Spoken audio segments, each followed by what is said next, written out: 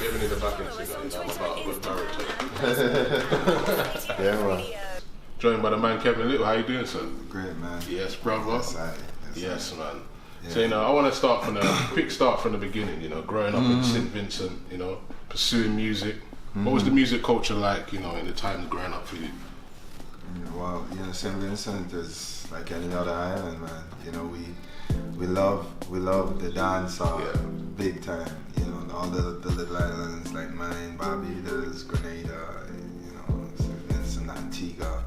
You know, the dance hall was a big influence because dance hall music plays all year round. The carnival, the soca, which I wholeheartedly representing, although I do consider myself an international artist, you know, because what I did with Turn Me On is a mixture of genres, but the atmosphere in the Caribbean growing up, you know, it's always been that dance hall, and when the carnival come around, the soca, you know, and I just, you know, wanted to do something different, and not just that, to actually help soca music too.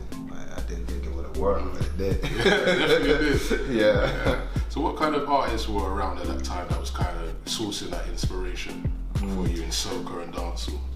Well, you know, I think one of the first artists that I really latched onto in dancehall was Yellow Man.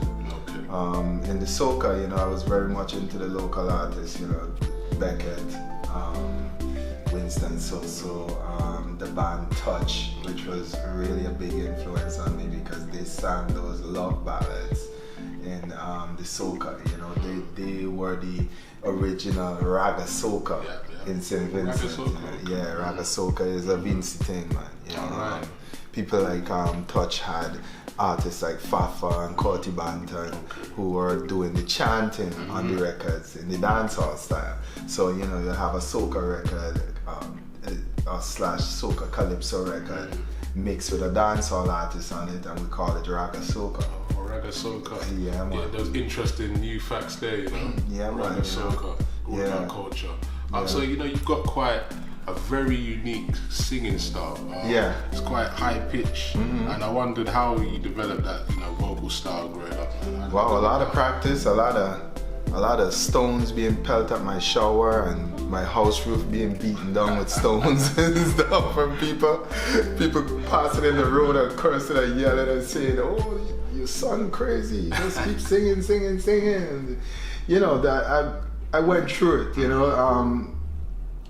You know, my voice is my voice, but I actually did a lot of practice to get my range to increase. You know, my range was still kind of limited in the beginning when I started as a young fella coming up. You know, I didn't know a lot of what I know now. I didn't have a lot of the experience, and, you know, information was not as readily available as it is today. You know, today you can go right online and get a vocal lesson. You know? Tutorial on YouTube. Yeah, you know what I'm saying? Now, how to sing. You just cup of tea. You find a whole heap of ideas. You see people doing exercises and showing you how to do exercises now. But I had 1-2 month period with an incredible vocal trainer who's from St. Vincent but studied overseas and was training different R&B groups and gospel groups. He had an incredible vocal range too, and he when I saw him do it live, I was like, wow, I gotta learn to do that. And you know, he spent 2 months with me with a group that me and a few of my classmates formed called Suede in the boys' grammar school in St. Vincent. So that whole summer he spent with us, and we prepared the group to perform, and we did a huge concert, and it really had a big turnout. We did very well that year, and that's how part of my popularity grew. But his teaching, his name was Paul Ross, his teaching was what helped me to develop my vocal styling too. So, you know, I want to get into Slow Motion. It's a big record I've been hearing. It's the latest one. Tell us a bit about the concept behind that record. Carnival ready? Yeah, you know, well, my style is still just crossing soca music over. Slow Motion is a bit more dancehall in the version that it is right now. The there's two versions. There's the original version and there's the Banks and Ranks, which is the international version right now. The Banks and Ranks version is very dancehall still, but if you check the elements of the music video, the video is crazy. It's very it's carnival already, man. Yeah, you get a sense of the Latin vibe, you get a sense of the carnival vibe, and you get the sense of the dancehall vibe too. So we try to keep my stuff as regionally appealing to the Caribbean fan base and as internationally feeling for the world market. That's it, man. Pulse88.co.uk. Follow us on Twitter, Instagram, and Facebook at Pulse88 Radio. So how did you come about the writing process of the song? Were you in the studio? Did you write it on the road? What was it like writing the record? Well, it was a lot of fun. When I came up with the record, I was like, wow, this is gonna be a hit. I've been looking for producers that would send me beats that have that type of song that's turned me on, because that's one of the things I was missing. A lot of producers would send me different things, but nobody could quite get that sound that is Turn Me On, because Turn Me On was built from the ground up by me and the producer of the song originally. But to reproduce it after was not easy in terms of getting that sound again in a new record. There were records in the past, but the little ups and downs that I've gone through throughout the years between management and different things, it didn't really work out the way I needed it to. But now when I heard this beat and I started writing and the ideas started coming to me so fluently, I was like, yeah, this is gonna work. And then my wife came in and put in her 2 cents and put a line in the beginning that started the song out magically, like the magic of a full moonlight. That was the icing on the cake right there. But the record was just inspired by me trying to do me, what I did in Turn Me On. Yes. Yeah. That's big, man. So the record, where is it available for people to get that at the moment? The remix and the original? Everywhere, man. Everywhere. If you go on my fan page, on my Twitter, on my Instagram, you'll see the links. You can go to my website. My music is all over the place. iTunes, Spotify, Pandora. Anywhere there's music, there's Kevin Lyttle. And the main lady in the video for Slow Motion, man. What's her social media, man? It's Jackie. For the lead girl from Slow Motion. I'm in love. Sheila Marie, you can ask me about her. Sheila Marie. We're working. Incredible. Very beautiful. And she was in Omi's video too. Okay. That was the same girl in Omi's video. All right. That's what's up.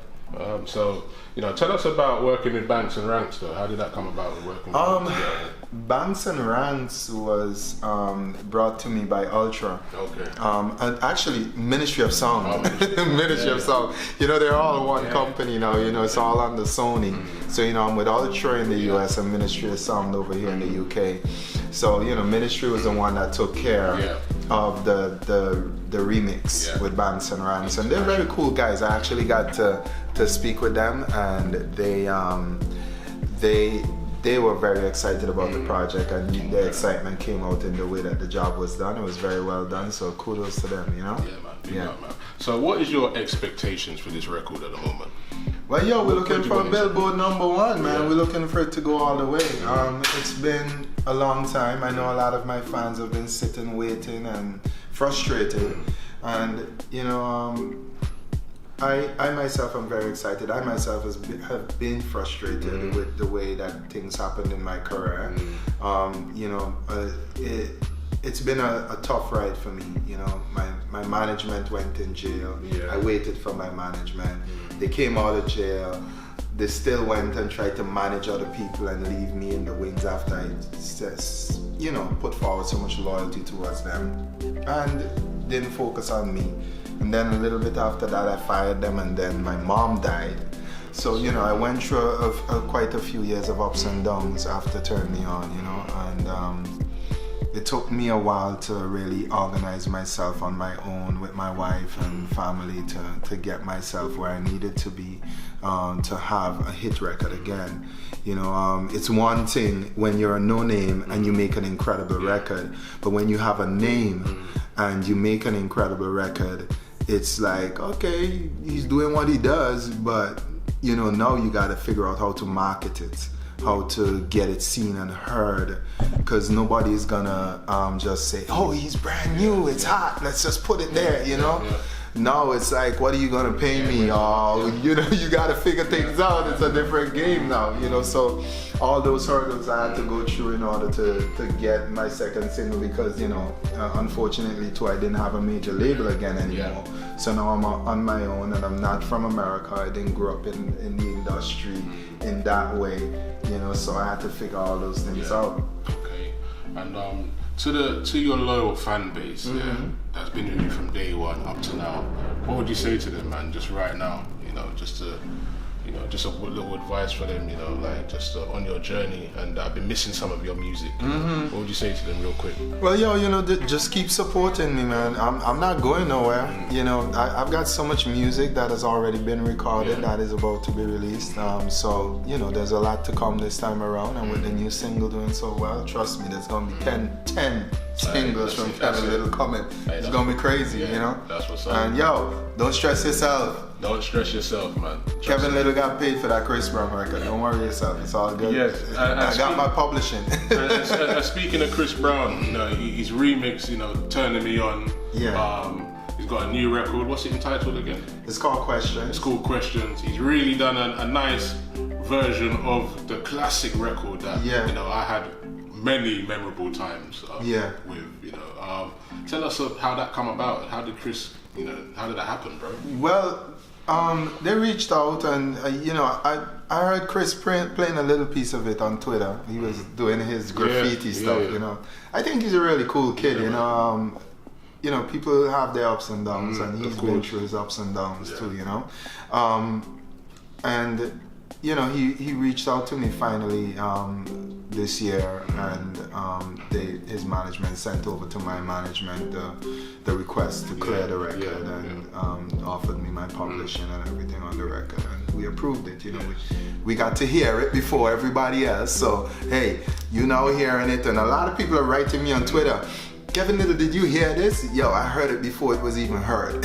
Okay, so don't stress yourself, you know. And you know, I even played it for Elephant Man. Me and Elephant Man were hanging out, and Elephant got to hear it before everybody else too. Wow, that's what's up. And he was going crazy because, you know, him and Chris Brown are good friends because they toured together.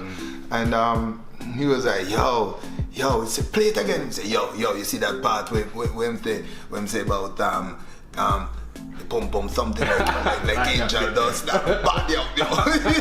That's bad. Wicked and bad. Yo, you know, so I mean, it's always good vibes, and you know, the business was done right. So big up Chris Brown all the way, you know. Wish him the best of luck, you know, because I'm getting paid from this too. So hey. Hopefully we can catch you guys performing that record together on stage, man. That would be incredible. That would be awesome, That would be a moment. Yeah. Put that out in the universe, you know. Definitely. Yeah, well, I would love to work with him though. I'm thinking I'm asking a couple of my producers to put together some songs so I can send them a demo and be like, yo, let's do something. Cook up those big hits, man, definitely. And you know, Carnival's here, Nottingham Carnival. Yeah. Give us a carnival memory that you've had over the years performing somewhere, man. You know, carnival-wise. Have you performed at Notting Hill before? Yeah, man. Yeah, tell us about your last performance at Notting Hill. What was that like? The last time I was at Notting Hill, I think me and Mos Def. Yeah. Yeah. Me and Mos Def was like at some event together on the stage. You know, he touched the mic, I touched the mic. That was one of my most memorable experiences. You know, I've partied on the street in Notting Hill Carnival too. You know, so you've done both sides. I've done both sides. Yeah, man. That's the culture of carnival. Yeah. But recently, you know, there's been quite a lot of controversy regarding carnival in the UK.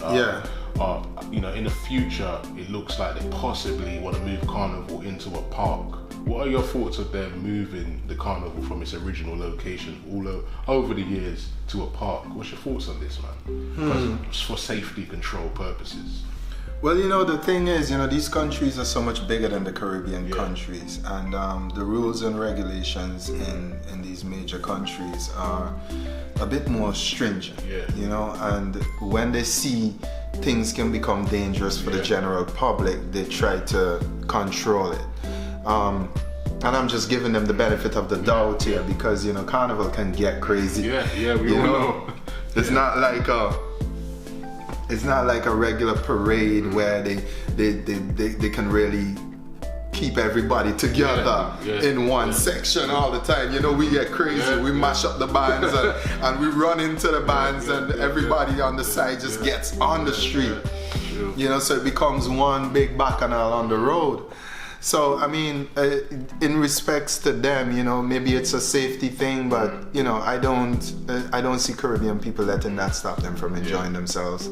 I think that, instead of fighting it, sometimes you go with the flow and make it happen, because we take a wine anywhere we get it.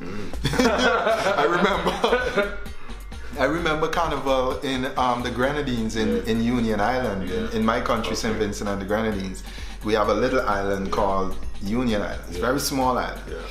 And we would be partying in some little tracks going up some mountains that come back onto the main road, then go off the main road again and back in some little alleyways that going up mountains, and you're trying to take a wine and your foot drop down in a hole, you hold on and then you always pull yourself back up and you're going again. Hey, it's Carnival. It doesn't matter. Any kind of conditions, you're taking a wine. So that's it. Even if it's in a park you put we're gonna make it work, but it's not gonna be as fun, but we'll make it happen.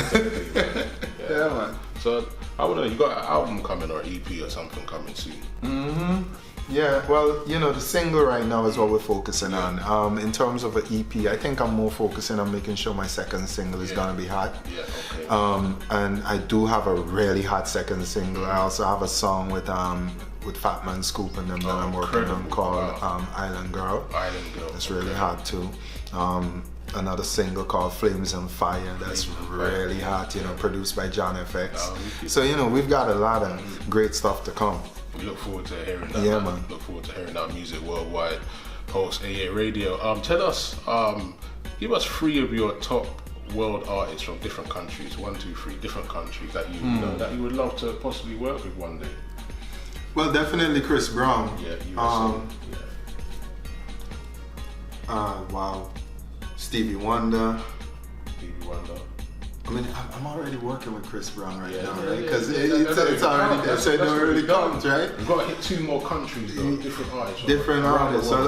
So let's. I'm already working with Chris Brown, but let's fix USA still because I like Bruno Mars. I really love Bruno Mars. I really want to work with him.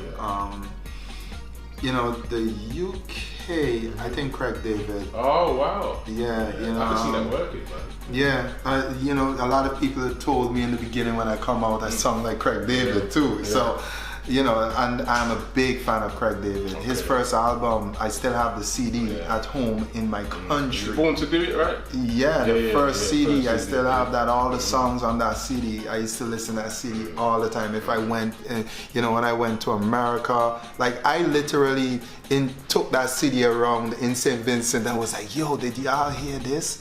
Yo, like just let people hear his music, so I'm a big fan of Craig David.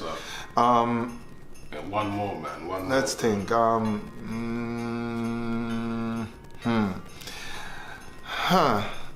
There's just so much. I think an African artist. What's her name again? Yemi Alade. Okay. Yemi Alade. I like to work with her for sure. That's what's up. We always do that. Man. Yeah, because I did Johnny. I actually rewrote Johnny from a man's perspective. I literally have it written in my phone, like all the words rewritten. We need to get her too, I love it. Pulse88.co.uk. Follow us on Twitter, Instagram, and Facebook at Pulse88 Radio. Turning Me On, big record, top 5 in Europe, number 2 in the UK charts. Yeah. That was a massive record at the time, bro. Massive record at the time.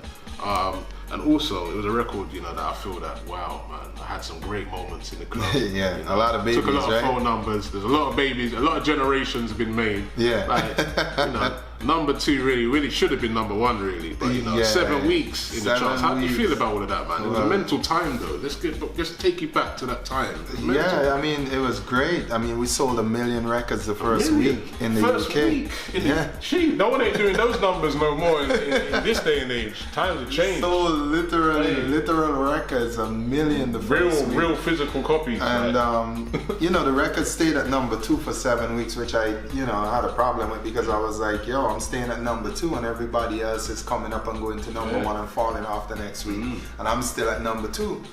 So I was like, who didn't I pay, or who did I piss off? You know, somebody's probably mad at me somewhere that I don't know, but I should have been number 1 though. Yeah. But you know, we're gonna fix it this time around with Slow Motion though. That's all about that Slow Motion record, man. Anything you want to say to the listeners, just to let them know about this Slow Motion and a final message for them, bro. Yeah, you know, well, just keep supporting Kevin Lyttle. You know, I'm very active on my social media, so you know, right at me, you know, once you're talking good things to me, don't come at me sideways, you know, come at me correct. Yeah, come correct, you know, because I don't support the people who at home just ain't got nothing to do and just hating on other people who are doing something. Yes, exactly. You know, so, you know, if you're coming at me, you got something good to say, I'm gonna holler back at you, I'm gonna favorite you, retweet you, you know what I'm saying, repost you on Instagram, or, you know, because I like to repost my fans too, and let them feel special, you know, like I do.